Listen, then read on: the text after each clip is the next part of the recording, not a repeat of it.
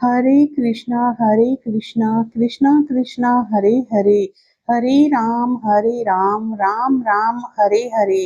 आप सभी को वरुथनी एकादशी व्रत की हार्दिक शुभकामनाएं। वरुथनी एकादशी का व्रत करने से सभी कष्टों से मुक्ति मिलती है। सूर्य ग्रहण के दौरान सोने का दान करने के बराबर पुण्य फल की प्राप्ति होती है। शास्त्रों के अनुसार वरुथनी एकादशी का व्रत करने से भूमि या हाथी दान करने से भी अधिक पुण्य मिलता है। सरसों के दान को भी सभी दानों में श्रेष्ठ बताया गया है, लेकिन सरसों के दान से भी सोने का दान श्रेष्ठ है। सोने के दान से भी अन्न का दान महत्व अधिक रखता है, लेकिन सभी दानों में वरुथनी एकादशी व्रत सबसे अधिक फलदायी है।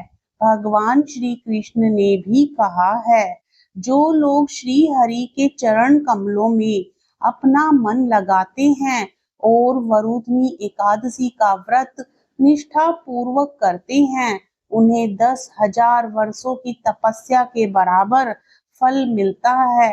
मनुष्यों के कर्मों का लेखा जोखा रखने वाले चित्रगुप्त भी इस एकादशी के व्रत का पुण्य लिखने में असमर्थ हैं।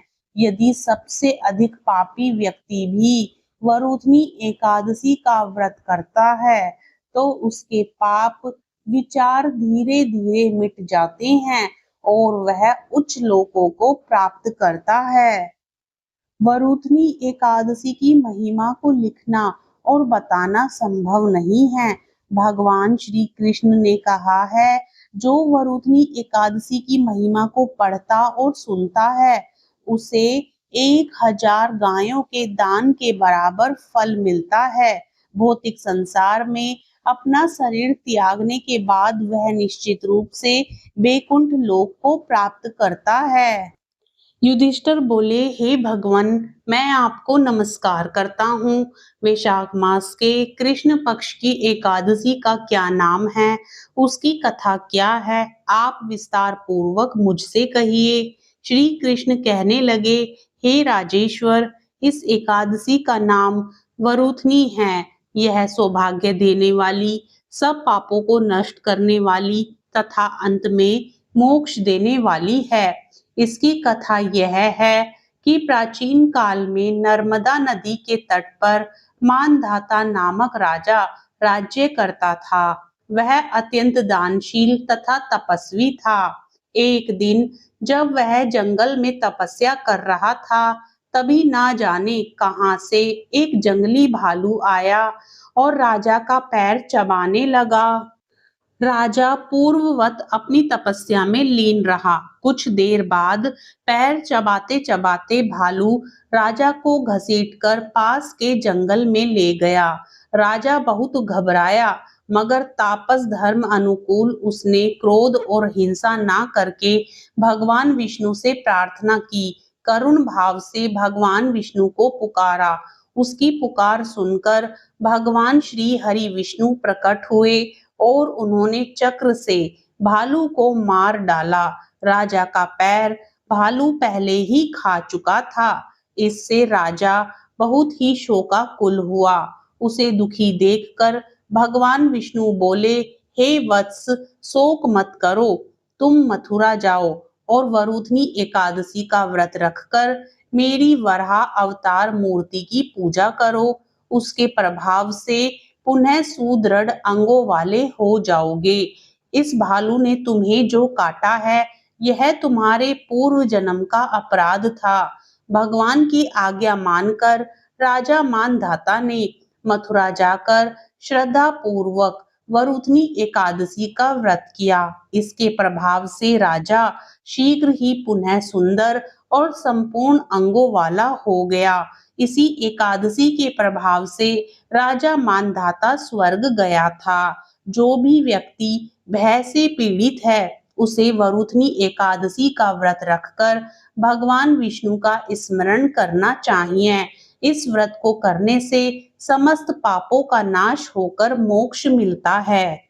प्रेम से बोलिए श्री लक्ष्मी नारायण भगवान की जय। ग्यारस माता अब की सुनिए कथा को एकादशी की पूर्ण कथा श्रद्धा और भाव आरती। और विश्वास के साथ सुनने से ग्यारस माता भक्तों पर अपनी कृपा करती हैं और हर मनोकामना को पूर्ण करती हैं। तो आइए पूर्ण श्रद्धा भाव के साथ ग्यारस माता की कथा को सुनते हैं। एक बार एक राज्य में एक राजा रहा करता था। राजा बहुत ही बुद्धिमान और बलशाली था। राजा सदैव अपनी प्रजा का बहुत अच्छे से ध्यान रखता था। प्रजा भी अपने राजा को बहुत पसंद करती थी। राजा की दो बेटियां थी। राजा अपनी दोनों बेटियों से बहुत प्रेम करता था। राजा की छोटी बेटी देखने में बहुत सुंदर और आकर्षक थी और राजा की बड़ी बेटी छोटी बेटी के मुकाबले थोड़ा कम सुंदर थी। राजा की छोटी बेटी ग्यारस माता का पूजन किया करती थी और सभी लोग राजा की छोटी बेटी से बहुत प्रेम करते थे और बहुत प्रशंसा किया करते थे। राजा भी अपनी छोटी बेटी को बड़ी बेटी से अधिक प्रेम करता था, जिस कारण राजा की बड़ी बेटी को अपनी छोटी बहन से बहुत नफरत होने लगी थी। राजा की दोनों बेटियां जब बड़ी हो गई तब एक पड़ोस राज्य में रहने वाला राजकुमार राजा की बड़ी बेटी के लिए रिश्ता लेकर आया। लेकिन जैसे ही उस राजकुमार की नजर राजा की छोटी बेटी पर पड़ी तो वह राजकुमार राजा की छोटी बेटी पर आकर्षित हो गया और उससे पहली नजर में प्रेम कर बैठा। उस राजकुमार ने राजा की बड़ी बेटी के साथ विवाह करने से मना कर दिया और उसने राजा से कहा कि मैं आपकी छोटी बेटी से विवाह करना चाहता हूँ। जिसके बाद राजा की बड़ी बेटी यह देखकर अपनी छोटी बहन से बहुत क्रोधित हो गई और राजा की बड़ी बेटी ने अपनी छोटी बहन को अपना सबसे बड़ा दुश्मन मान लिया। राजा की बड़ी बेटी ने अपनी छोटी बहन से बदला लेने का निर्णय किया, जिसके लिए उसने अपनी छोटी बहन को जान से मारने का प्लान बनाया। राजा की बड़ी बेटी ने अपनी छोटी बहन को मारने के लिए सबसे पहले एक लड्डू में जहर मिलाकर अपनी छोटी बहन को दे दिया और उसको लड्डू खाने के लिए कहा। लेकिन लड्डू खाने के बाद भी छोटी बहन को कुछ नहीं हुआ। बड़ी बहन यह देखकर बहुत आश्चर्यचकित हो गई, लेकिन बड़ी बहन ने हार नहीं मानी और उसने जब रात में छोटी बहन अपने कमरे में सो रही थी तब एक मटके में सांप रखकर उसके कमरे में छोड़ दिया। लेकिन सांप भी छोटी बहन का कुछ नहीं कर पाया। जिसके बाद बड़ी बहन ने अपनी छोटी बहन से कहा कि चलो हम लोग कुएं में से पानी भरकर लाते हैं, जिसके लिए वह अपनी छोटी बहन को पानी भरने के बहाने कुएं के पास ले गई और उसने अपनी छोटी बहन को कुएं में धक्का दे दिया।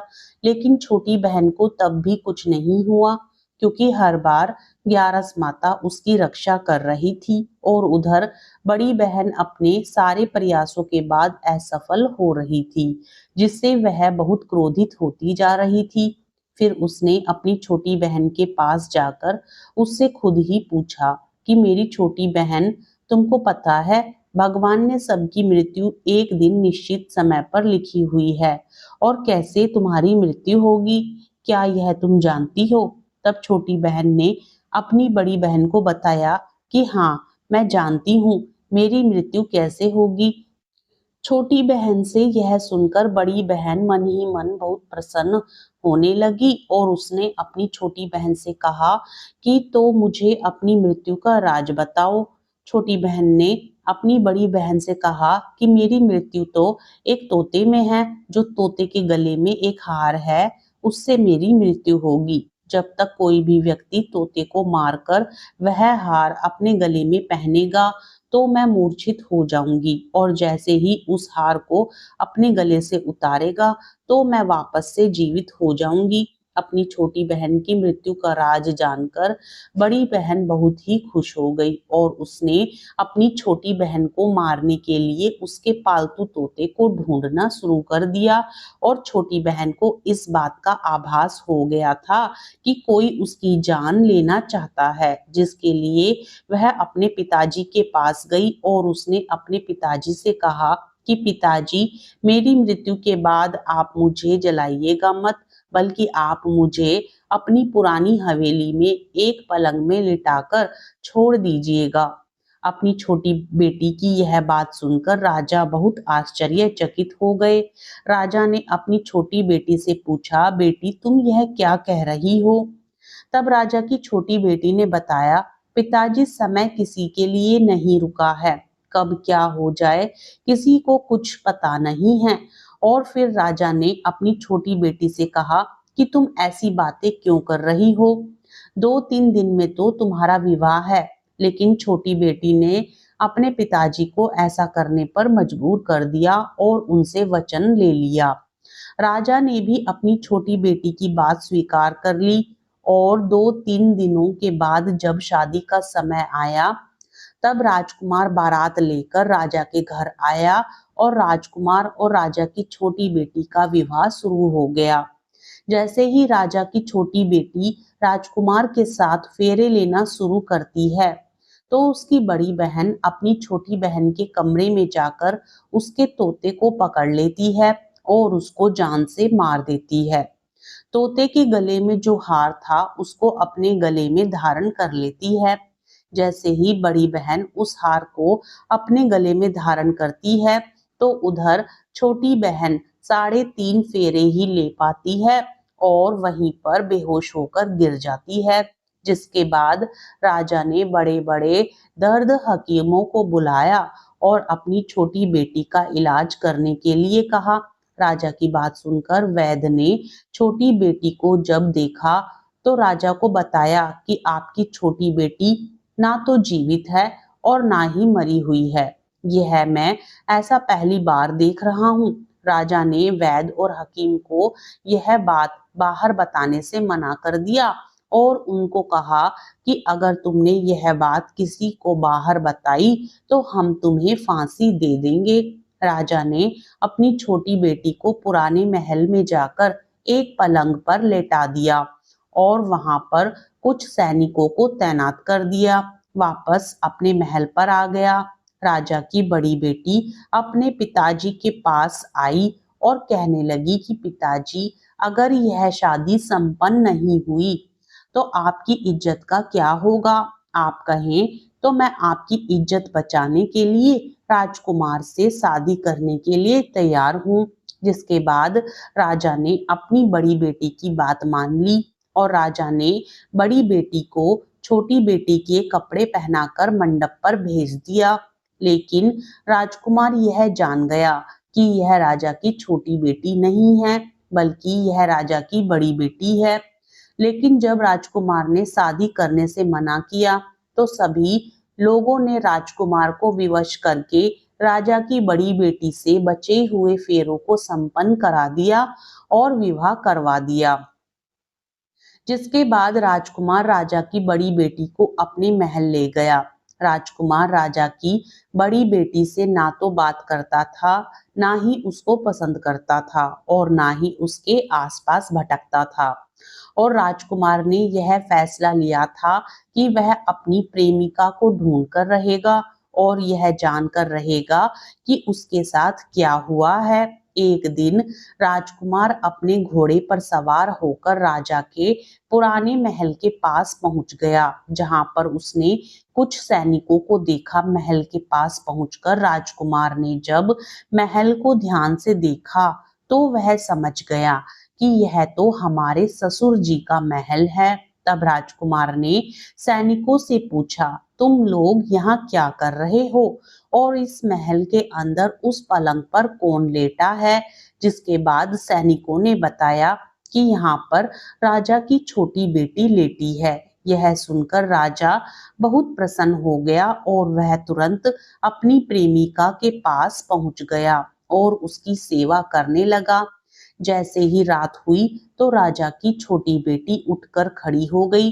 राजकुमार को यह देखकर बहुत खुशी हुई और उसने अपनी प्रेमिका से पूछा कि तुम यहाँ क्या कर रही हो? तुम मेरे साथ मेरे घर चलो। राजा की छोटी बेटी ने राजकुमार को सारी बातें बता दी कि मेरी जान एक तोते में बसी थी और मैंने यह बात सिर्फ अपनी बड़ी बहन को बताई थी और मुझे पता है कि उसने ही मुझे मारने का प्रयास किया है। उसके पास एक हार है जिसको वह सुबह पहन लेती है और रात को उतार देती है। जब तक वह हार को पहने रहती है तब तक मैं मूर्छित रहती हूँ और जैसे ही वह हार को उतार देती है तो मैं जीवित हो जाती हूँ और जब तक मेरी बड़ी बहन के पास वह हार है तब तक मैं ऐसे ही जीवित और मूर्छित होती रहूंगी।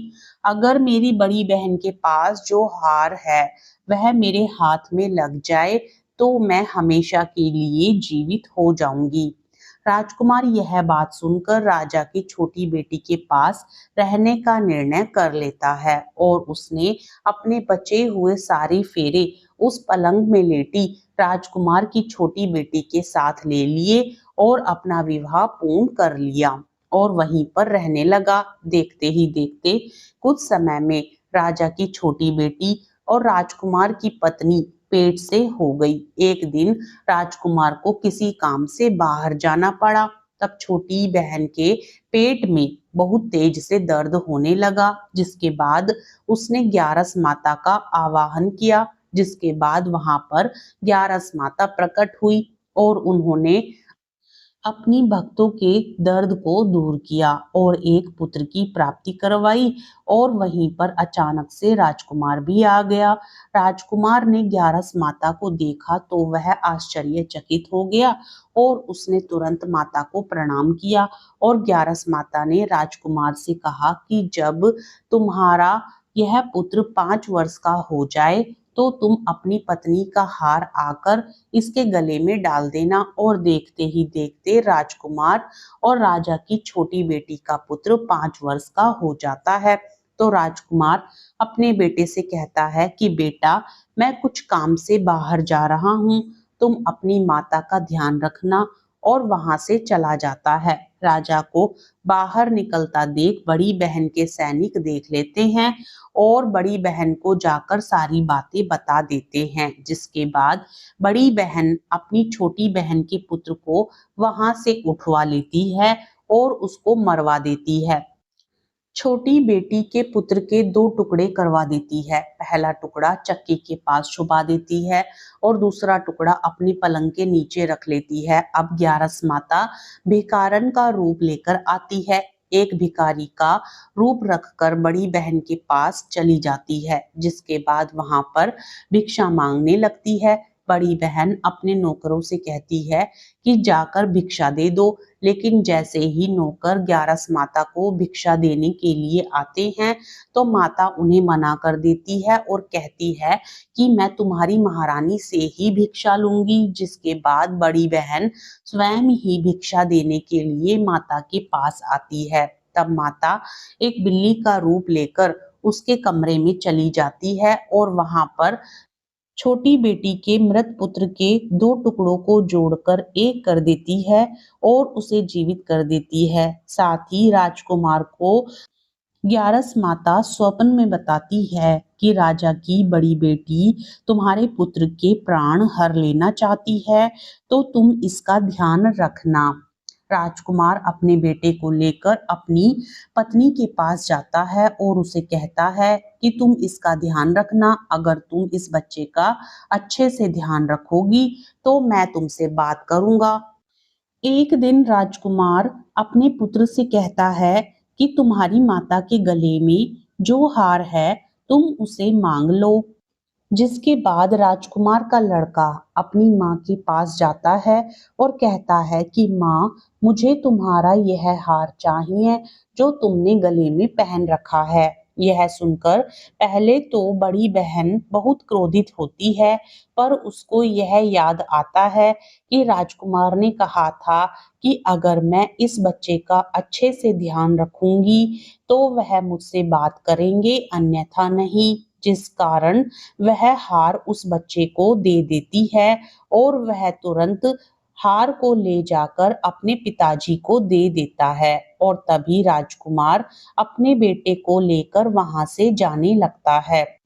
और राजा की बड़ी बेटी से कहता है कि तुम हमारे लिए खाना बनाकर रखना, मैं शाम को आकर तुम्हारे साथ खाऊंगा। और वह अपने बेटे को लेकर वहां से चला जाता है, जिसके बाद वह राजा के पास जाता है और उनको सारी बातें बता देता है। राजा अपनी बड़ी बेटी की यह करतूत सुनकर बहुत क्रोधित होते हैं और अपनी परवरिश पर ही दोष देने लगते हैं और राजकुमार को अपनी छोटी बेटी के साथ रहने के लिए आदेश देते हैं। इस प्रकार राजकुमार, छोटी बेटी और उनका पुत्र ग्यारस माता की कृपा से सुखपूर्वक जीवन व्यतीत करते हैं। ग्यारस माता राजा की बड़ी बेटी को उसके द्वारा किए गए कुकर्मों की सजा देती है। उसे जीवन भर दुख और कष्टों को सहना पड़ता है। प्रेम से बोलिए ग्यारस माता की जय। ग्यारस माता की कृपा आप और आपके समस्त परिवार पर बनी रहे। कथा सुनने के बाद आरती भी जरूर सुननी चाहिए, तभी कथा का संपूर्ण फल प्राप्त होता है। ओम जय एकादशी, जय एकादशी, जय एकादशी माता। विष्णु पूजा व्रत को धारण कर शक्ति मुक्ति पाता। ओम जय एकादशी माता, तेरे नाम गिनाऊं देवी, भक्ति प्रदान करनी, गण गौरव की देनी माता, शास्त्रों में वर्णी। ओम जय एकादशी माता, मार्गशीर्ष के कृष्ण पक्ष की उत्पन्ना, विश्व तारिणी जननी, शुक्ल पक्ष में हुई मोक्षदा मुक्ति दाता बन आई। ओम जय एकादशी माता, पौष के कृष्ण पक्ष की सफला नामक है, शुक्ल पक्ष में हुई पुत्रदा आनंद अधिक रहे। ओम जय एकादशी माता, नाम षष्ठीला माघ मास में कृष्ण पक्ष आवे, शुक्ल पक्ष में जया कहावे, विजय सदा पावे। ओम जय एकादशी माता, विजया फागुन कृष्ण पक्ष में शुक्ला आम्ल की, पाप मोचनी कृष्ण पक्ष में चैत्र महाबली की। ओम जय एकादशी माता, चैत्र शुक्ल में नाम काम दा धन देने वाली, नाम बरूथनी कृष्ण पक्ष में वैशाख महावाली। ओम जय एकादशी माता, शुक्ल पक्ष में होए मोहिनी, अपरा ज्येष्ठ कृष्ण पक्षी, नाम निर्जला सब सुख करणी, शुक्ल पक्ष रखी। ओम जय एकादशी माता, योगिनी नाम आषाढ़ में जानो, कृष्ण पक्ष करनी, देव शयनी नाम कहायो, शुक्ल पक्ष धरणी। ओम जय एकादशी माता, कामी का श्रावण मास में आवे, कृष्ण पक्ष कहिए, श्रावण शुक्ला होए पवित्रा, आनंद से रहिए। ओम जय एकादशी माता, अजा भाद्रपद कृष्ण पक्ष की परिवर्तनी शुक्ला, इंदिरा अश्विन कृष्ण पक्ष में व्रत से भवसागर निकला। ओम जय एकादशी माता, पापान कुशा है शुक्ल पक्ष में, आप हरण हारी, रमा मास कार्तिक में आवे, सुखदायक भारी। ओम जय एकादशी माता, देवोत्थानी शुक्ल पक्ष की, दुख नाशक मैया, पावन मास में करो विनती, पार करो नैया। ओम जय एकादशी माता, परमा कृष्ण पक्ष में होती जन मंगल करनी, शुक्ल मास में होए पद्मिनी दुख दारिद्र हरण। ओम जय एकादशी माता, जो कोई आरती एकादशी की भक्ति सहित गावे, जन गुण दीता स्वर्ग का वासा निश्चय वह पावे। ओम जय एकादशी माता। आपको कथा अच्छी लगे तो वीडियो को लाइक करें, वीडियो को शेयर करें और साथ ही चैनल को सब्सक्राइब करके कमेंट बॉक्स में ग्यारस माता की जय भी जरूर लिखें। प्रेम से बोलिए ग्यारस माता की जय।